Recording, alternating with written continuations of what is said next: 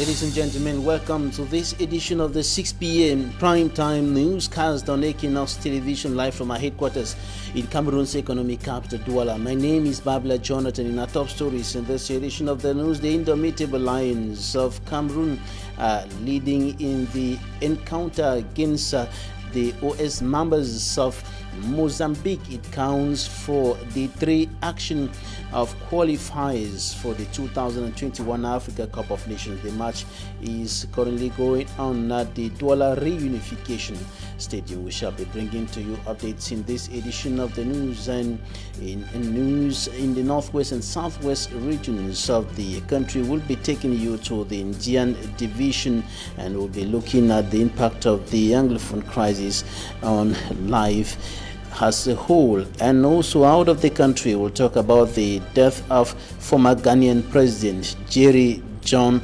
Rawlings, who died earlier today. We'll be bringing to you updates.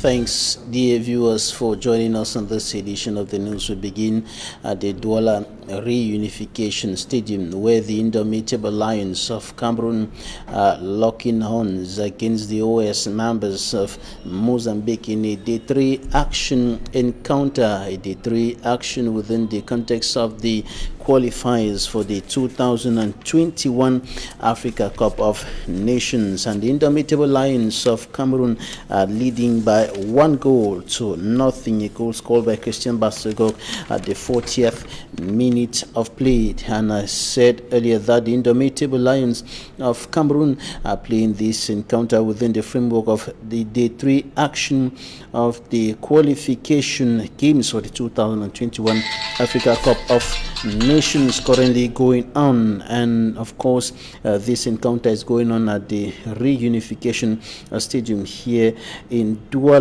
And the supporters of Indomitable Lions of Cameroon are expecting a win, as history has it that 4 times both football teams have clashed. The OS members of Mozambique has won 3 times, drawn no game, and lost 1. The Indomitable Lions of Cameroon recorded a just win with a groundbreaking score of 6-1.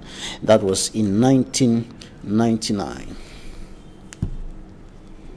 Now, in other news, we take you to the Nyan division, where we're going to be looking at the devastating impact of the 4-year-long armed conflict in the northwest and southwest regions of the country on economic growth. Derijato reports. Amid gunshot smoking, the Nyan Divisional Delegation of Economy, Planning and Regional Development reviewing the 2020 activities pointed at some projects that have been realized. Nyan has benefited from 115 projects. We recorded a physical execution rate of 46.30% and a financial execution rate of 31.3%. These execution rates made us having a second position as far as divisions are concerned with the execution of public investment budget. Charged with the responsibility of following up public investment budget, Dr. Kafojan Fotsen, the divisional delegate, revealed that his division, Nyan Division, came second after Fako Division in the realization of the 2020 project in the region. But that is not reflective of Nyan Division. Since our population, frightened by the insecurity crisis, are coming back, we need more to make them feel that the state is caring. And that the weight should not only be allowed in the hands of the Ministry of Economy. The elected local authorities should play the identification role for smooth planning and proper execution. The mayor should prepare maturity elements. These are cost estimates, availability of land, and all other technical aspects of the project should be prepared so that if the project is granted, Therefore, the execution will go on smoothly. The oil-rich Nyan division has a serious problem of accessibility because of the deplorable state of its road. Reporting there, and in the same vein we take you to Nyan Village in Bangem, and it is of course in the southwest region of the country. There we're going to be showing you the challenges faced by the population, challenges of underdevelopment, bad roads and inadequate electric energy supply, among others. Details with from Armstrong Sanda.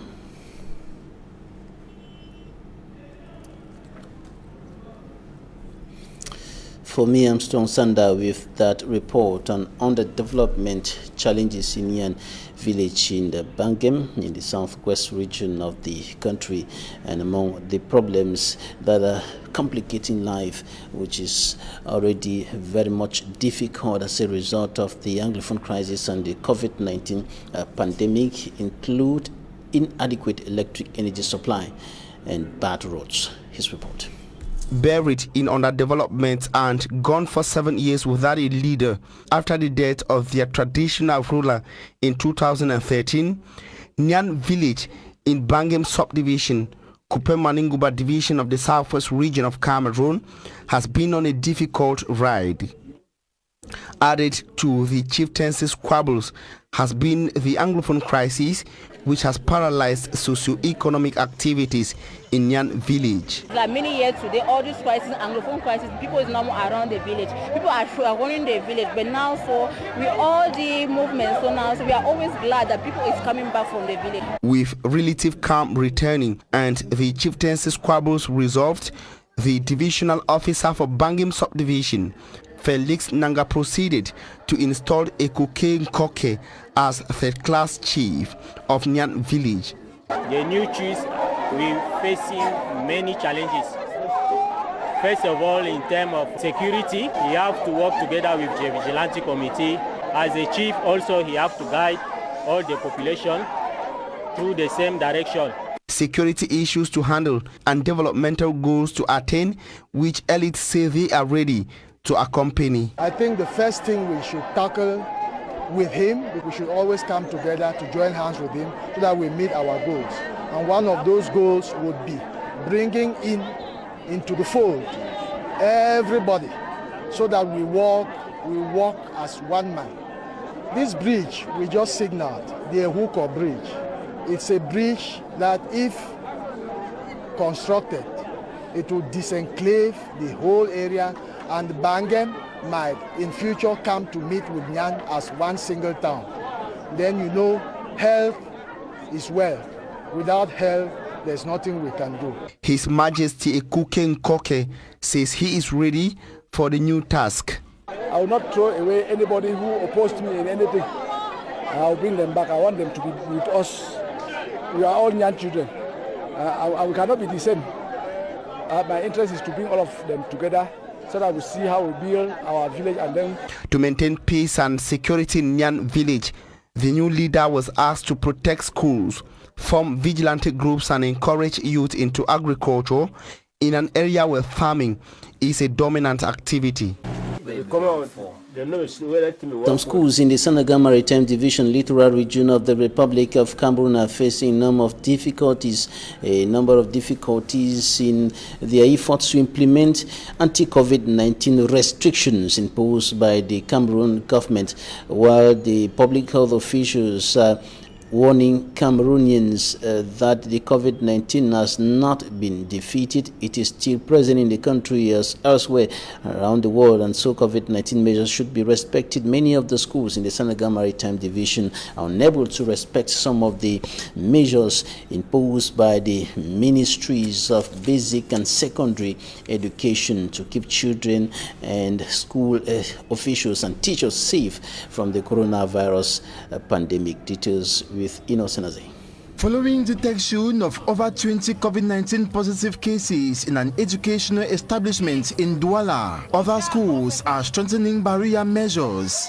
In Edea, Senegal Maritime Division of the Littoral Region, schools like Collège Polyvalent George Schwab regrets cases are recorded in schools at the time when they have been neglected. The government gives some measures that we are following.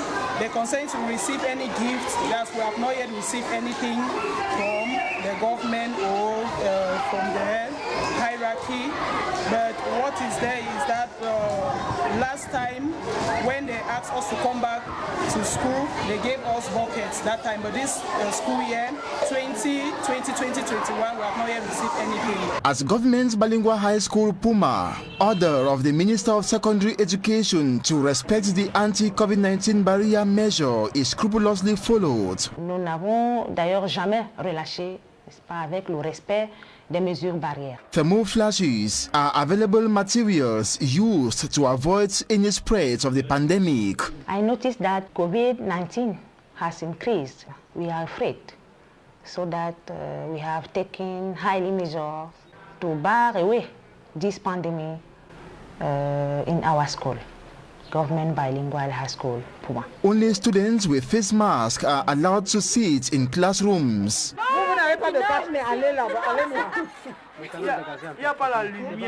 What is disturbing is the fact that a good number of learners in some of the schools like Collège Polyvalent George Schwab and the Government Technical High School Puma gets to school without the face mask. They, however, implore the government to help provide them si le gouvernement peut nous aider à avoir les thermoflashes, health units and other necessary COVID-19 assistance in order to protect the children. Immobiliser les centres de santé. Apart from fighting COVID-19 by installing hand-washing buckets and drums, some schools have also installed surveillance cameras covering the entire school compound.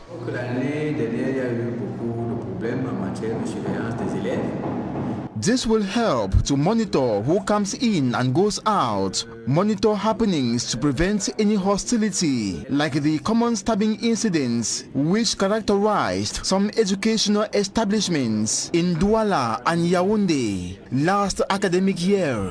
D'arrêter très tôt certains jeux violents. The Cameroon Employers Union, GCAM, proposes a series of reforms to revive the economy of the country, an economy seriously adversely affected by the coronavirus pandemic and other factors. And the government of the country has been using the Cameroon Business Forum as a platform to bring together ideas and strategies that can help revive the economy. But the Cameroon Employers Union think that event has become ineffective and unproductive due to some reasons, including the large number of persons taking part in that event and also other organizational challenges. That event is becoming unproductive as far as the GCAM management is concerned, and they are proposing to the Cameroon government to put in place what is called the Cameroon Business Council. Inosenaze report. Instead of the Cameroon Business Forum, CBF, actors in GCAM, the Cameroon Business Cartel, are suggesting a switch to what is called Cameroon Business Council, CBC. Déjà, il faut que nous ayons moins d'acteurs impliqués. So because many actors involved, for instance, 200 persons in a hall makes deliberations ineffective, slowing the pace at which constructive exchanges move, thus time-consuming. En partenariat. Also, stiff government's influence renders CBF uncompetitive and unproductive. Et ça, c'est pas de nature à nous mener à l'efficacité. We need to reform the way we dialogue today between the state and the private sector. Cameroon Business Forum for now looks more like an event, but it doesn't look like a platform where we truly dialogue and we take decisions together to advance the economy. So that's why we are taking, okay, we need to reform that and to go towards a permanent dialogue platform between the private sector and the state. Other proposed reforms are contained in a book called Le Livre Blanc, which aim at enhancing business growth. We talked about the fiscal reform, which is asked for now, I would say many years, by GCAM, to say, okay, we need to have a taxation system which is attractive for the private sector and which is helping them to create value and to create industries. We need to have a better governance system, because when governance is bad, it is impacting the way private investors are also creating value in the economy. So that's why we are asking about getting towards more efficiency in governmental action. We are asking about increasing non-fiscal revenues, because we think that if we do that, we'll be able to have better incentives in terms of fiscal taxation. The Cameroon Business Council, if instituted by the state, the actors believe will be free from huge expenditures thanks to a genuine justice system. We are also asking about rationalizing expenses, government expenses. And the last thing is also about modernizing justice, because if we don't have a good and attractive business climate, we cannot reach the development objectives that we have decided to achieve. All of these, the actors meeting at the GCAM's headquarters in Douala say, constitute a mechanism, that is, the Cameroon Business Council, that will be more universal, handle effectively all problems around the business sector, and will empower enterprises to be competitive. Plus l'État sera compétitif. The more they are competitive, the less tax they will pay. Donc pour nous, c'est très important. Number of actors in the proposed Cameroon Business Council will be minimal and will see activities accelerate flexibly towards development. Blood banks in many hospitals across the Republic of Cameroon have significantly witnessed a drop in the quantity of blood, and some of the blood banks in some of the hospitals, like the Yaoundé Teaching Hospital, are completely empty. Officials of the hospital are urging citizens to donate blood to save life. Details with Fomi Amsong-Sanda. On the streets of Yaoundé, agents spotted convincing road users to go for blood donation at the hospital as the blood bank is dry. At the courtyard of the Yaoundé Teaching Hospital, many are waiting for their turns to donate blood. You know that we have this problem on this country concerning blood. We don't have blood in our blood bank, and it's very important for us to sensitize, to be with those who want to give their blood and give them some reason that they have to give them blood to save their lives. In Cameroon, the annual need of blood is estimated to at least 400 bags, but unfortunately, according to the National Program of Blood Transfusion, the country is able to give about 90 bags of blood. To make matters worse, the corona epidemic has reduced everything. Children between 0 to 5 months and pregnant women who put to bed through operation are the most affected. The donation of blood compared to its demand is low. We have many sick persons who die because of the absence of blood.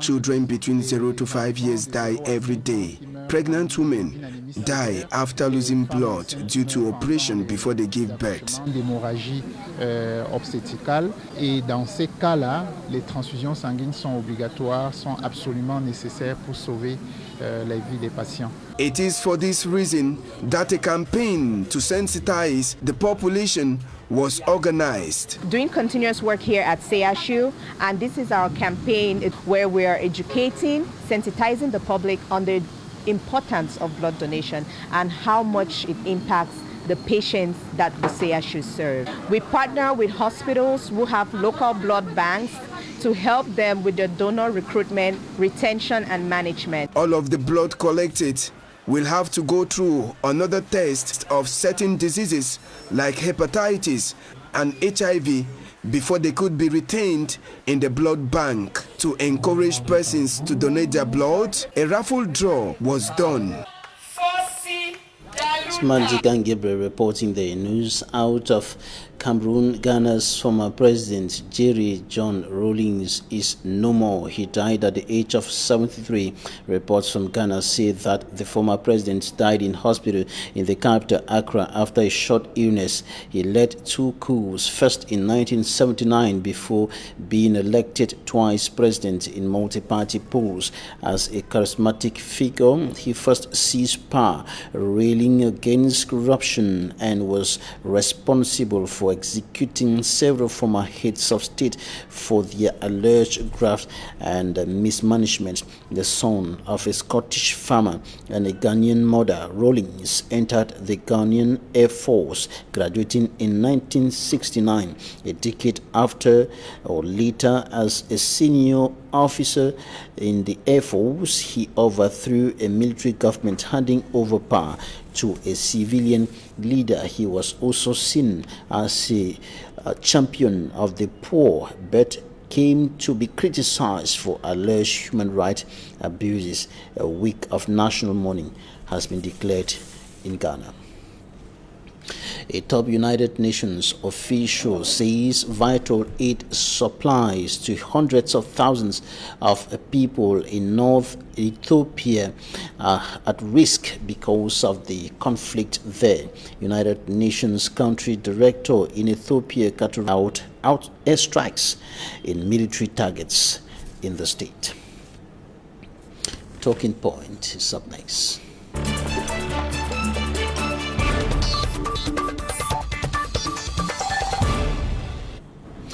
Thank you for staying with us in Talking Points. Today we are receiving a business development expert, Nyan Vincent. Angie, thank you for joining us today. Thank you. Good evening. All right, we begin with issues concerning the economy of Cameroon. The employers' union, GCAM, think that something should be done to revive the economy, different from what government is doing now with the Cameroon Business Forum. They think that that forum has become ineffective and is not producing the desired results. What do you think about that? Actually, we're in a situation where the country is using measures that are not quite effective to transform the common man. So I think there should be something that affects the people that are suffering. And I mean the people suffering is those who are struggling to start businesses. Of course, like the pertinent thing about making a business to survive where taxes are levied on people that are beginners. The government has to first of all encourage people to go into business. I know Cameroon is a very wonderful place and platform for operations of petty businesses. But when startups are levied charges that they cannot be able to spring up from the places where they are starting, I think that there's going to be a measure to first of all encourage startups and follow them up. Yeah, and the Cameroon Employers Union think that instead of the Cameroon Business Forum, the government should create a permanent platform where there will be constant and continuous interactions, constant dialogue between the private and the public sector with regards to the challenges, the economic challenges that the country is facing, and the strategies that ought to be implemented to take the country to another level of economic development. Yeah, the private sector is actually the strongest employer of labor, unfortunately, in a situation where we have people that have brilliant ideas and they don't have support and follow-up.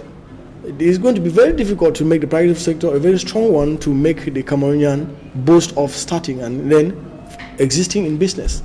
And so we have to encourage the fact that people who want to go into business, there has to be a follow-up strategy where people will go into business and then have people that back them up, unfortunately, because, for example, today, statistics have shown that 2 out of 100 businesses will survive in 5 years. That means businesses will crumble if they are not laid down strategies for follow-up.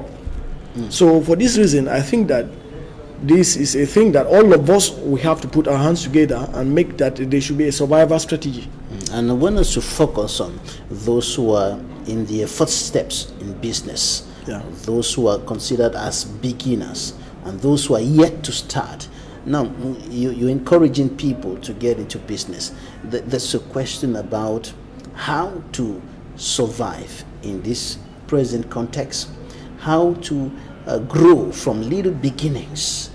That is the question that many young people will be asking today. Those who want to get into business, those who are listening to you, encouraging them to get into business, how to start and how to grow from little beginnings. Well, I think, like I just said, only 2 businesses will make it to the 5th anniversary out of 100 businesses that sprang up today.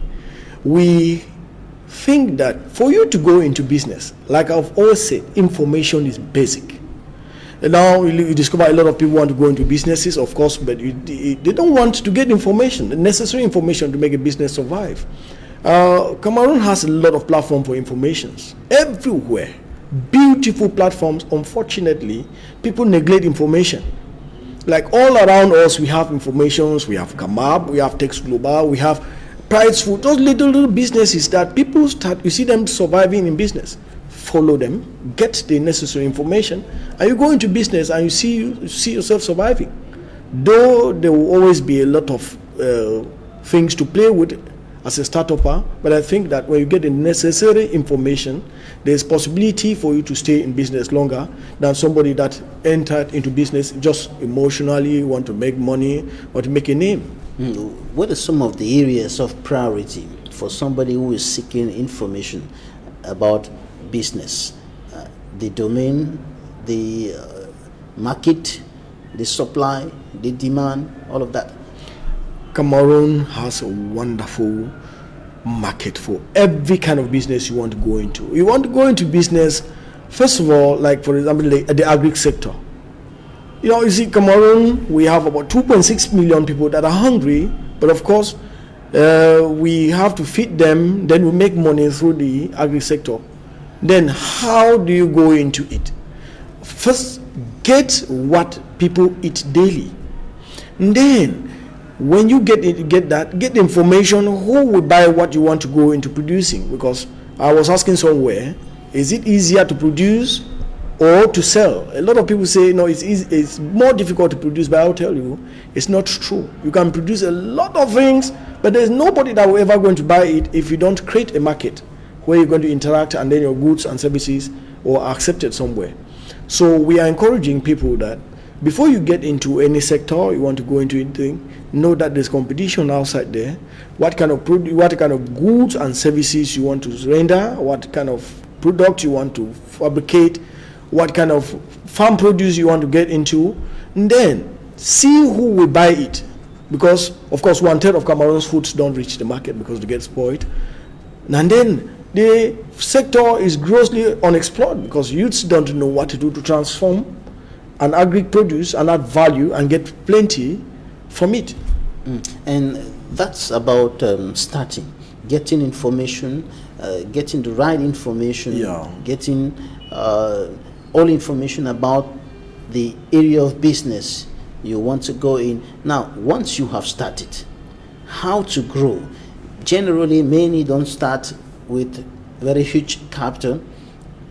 Little beginnings, how to grow from the little beginnings, how to grow from the 10,000, I don't know, the 50,000, the 100,000, from where you started, how to grow from there. Yeah, Cameroon has experienced, startup has experienced a lot of things, especially expansion level of the business where you require fundings. I will always encourage any startup that create a good banking relationship with your bank. Get a microfinance, get some people to support you along. If you get a good banking relationship, especially with microfinance, there will always be a time that somebody will come to trust you with resources. But first of all, get the financial intelligence all around. I will still say that informations are easily dissipated, but a lot of people think that the making money is just the very essentials of entering into business. Create a banking relationship, start a business, register the business with Center for Business Creation Formality, and get your taxpayer card, pay your taxes.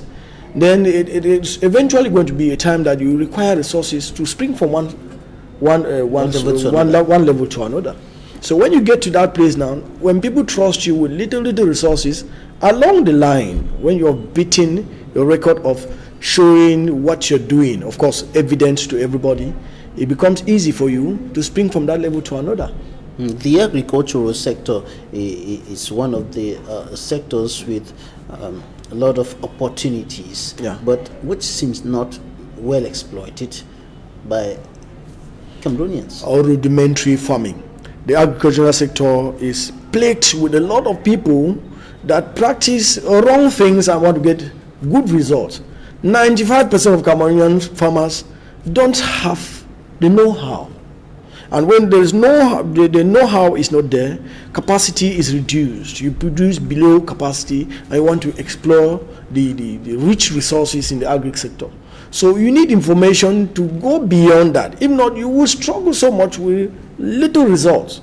You get a lot of people, like you see per hectare production of maize, you see people having 7 bags, that's maybe 700 tons, 700 kilograms, which is low and low and low. But of course, if you get necessary information, how to combat weeds, how to produce, how to farm well, of course you get so much results within time. But of course you cannot get that. Get some experts to inform you on what to do. And many of the people involved in farming, especially in the areas away from urban centers, in the remote areas, are doing what is called subsistence farming. Farming for the family, and maybe the little surplus is taken to the market and so on. How to get something better out of that subsistence farming? How can they develop the subsistence farming to become more productive? The only way to develop subsistence farming is farming deliberately. And if you want to farm deliberately to get results, get information. Go into farming as if it is an investment. That's the trouble we have in Africa, where a lot of people treat farming just like something like a hobby, something we inherited from father, from the mother. They were farmers. I've always been asking farmers, what can you do differently? So if you want to move from subsistence to a farming that you're going to have resources to keep in your pocket, get information, go into it deliberately, get your goal from your starting point. What do I want to have? Maybe 10 bags of corn, 50, 100 and above. What are the necessary things I'm going to do in every level of my transaction in the farm? You have to put your knowledge together, put the necessary information. Who is doing what? Or, for example, a lot of farmers don't know that whey maize is different from seed. You need to know that I need seed to get good yields. I need to do the right input to get the best output. So for that reason, agro hubs are everywhere that can give you information that are necessary for your transformation. Is it possible to move from subsistence farming to maybe industrial farming? Very well. Subsistence farming to farming that would be more income yielding? Yes, it's possible. I say put the necessary resources. Necessary resources are gotten, that's information. Join an agro hub. For example, like what we're doing, putting people across all over the nation to tell them that it is possible to start producing a bag of maize and then go to producing 10 bags of maize. What are you supposed to do? The necessary thing you're supposed to do is get connected with the right information, like I'm saying. Meet the person that wants to, for example, you need to get a buyer of what you want to produce. And where are the buyers gotten? In the marketplace. Where is the marketplace? All around you where there's information. Like I always said, this is information platform. A lot of people don't listen. For example, like fish farming, we have a lot of demand for fish. But if you produce it and nobody gets to hear or know what you're producing, you will never make money. You will produce your fish and eat it alone. Learn to talk, get information that are necessary. You've been going from one part of the country to the other within the context of farm power. What are you telling the people, and what is their response with regards to these ideas that you're bringing to them in order to help them boost the farming activities and the income that comes? Yeah, farm power, we go around the country training, guiding, following up farmers. We train them and tell them, okay, we are standing as middlemen to get your produce and sell. But of course, you have to produce a quantity that is large enough to meet national demand. we cannot at this point. For example, I hear a lot of people saying, oh, let's ban the importation of rice. Yes, we want to ban the importation of rice. Cameroonians who depend on rice will die of hunger. So, but now we have to produce what we can eat.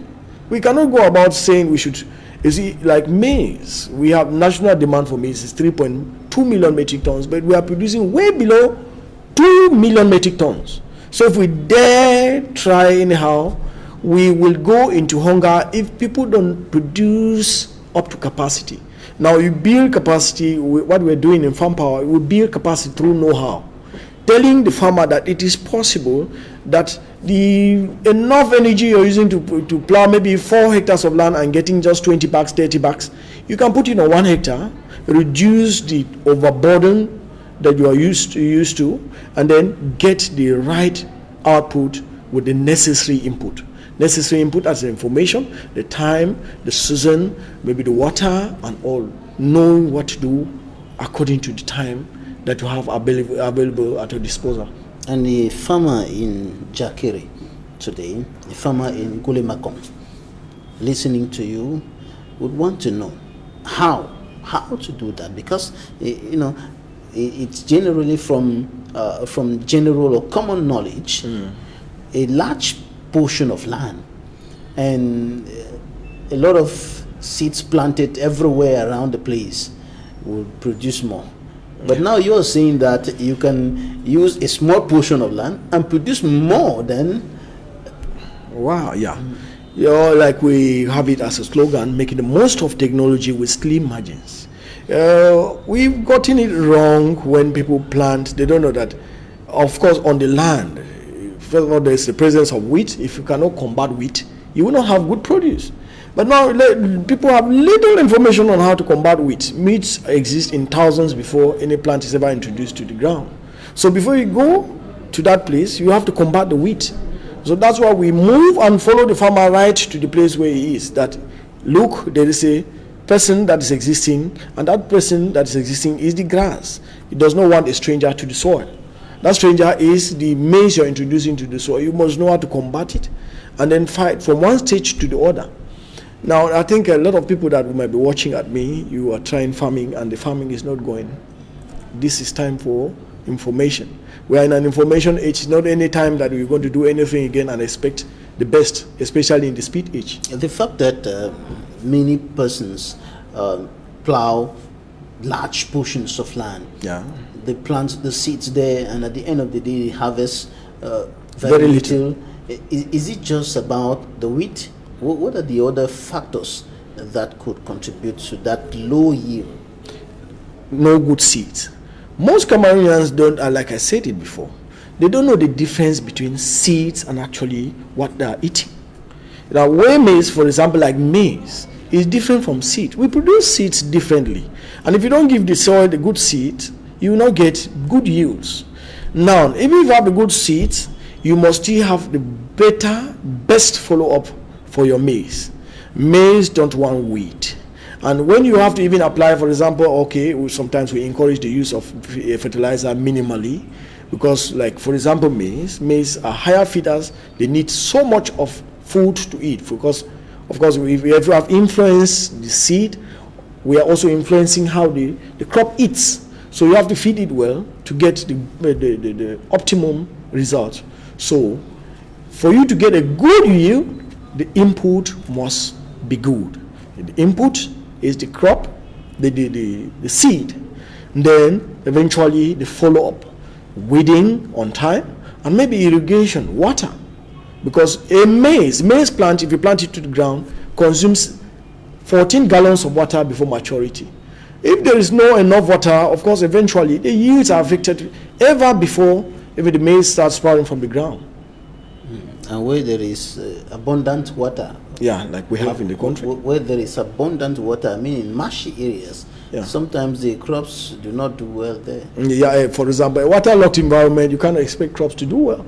When it's waterlogged, that means, of course, the soil has to be aerated. If the soil is not aerated, there's not enough air in the water in the soil because of the water, then of course you're not going to get a good yield too. Crops will not grow very well. All right. Vincent Boyam Andy, business development expert. Thank you for joining us today. We are rounding up here, but we should indicate that the farmers in the northwest and in the southwest regions have been crying that peace should be restored so that they can go to their farms, because they have been unable to go to the farms to carry on with even the subsistence farming that they were doing before, now unable to do so because of insecurity. I think the insecurity issue, I've always said, well, let the country target the insecurity issue. We are well able to transform this country if reasonable people will put ears to listen to experts that can give people a livelihood. I will say that the soil is a gold mine. Until somebody gets the necessary information to transform self first, the person will not see what he has at his disposal. I'm talking to youths that there is gold in the ground. I'm also talking to the side of the people that can actually bring peace on these both sides, that understand that if a country wants to live happily, the common man should have food to eat. Until people get to understand that what we are going through came because a lot of people are staying without food to eat, nobody will ever live in peace. I'm struggling to say that give us the opportunity to work well, and youths, explore what is in your ground. Nobody will do that for you. You want to go big, the agricultural sector is grossly untapped and everybody can go into it irrespective of your educational qualification. Thank you for your time. Thanks, ladies and gentlemen, for staying with us. That's it for today.